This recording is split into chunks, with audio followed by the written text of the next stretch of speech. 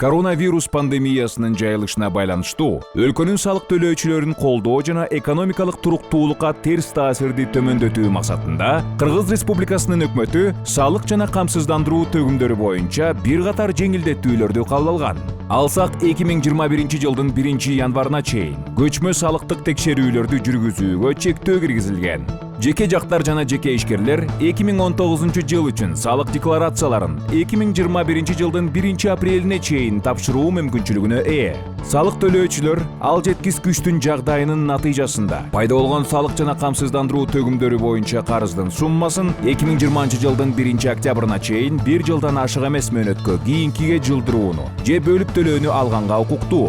Арыз банк кепилдиги жөнүндө документсиз кабыл алынат. Ишкерлер колдонуу мөөнөтү ал жеткис күчтүн жагдайынын мезгилине туура келген патенттин негизиндеги салыктын суммасын кайра эсептетүүгө укуктуу. Ошондой эле салык жана камсыздандыруу төгүмдөрү боюнча отчетторду берүүнүн мөөнөтү 2020 жылдын 1 июлуна чейин узартылгандыгын эскертебиз. Белгилей кетүү зарыл. Ал жеткис күчтүн жагдайынын натыйжасында салык жана камсыздандыруу төгүмдөрү боюнча милдеттенмелерди өз убагында аткарбагандыгы үчүн санкция жана туум колдонулбайт.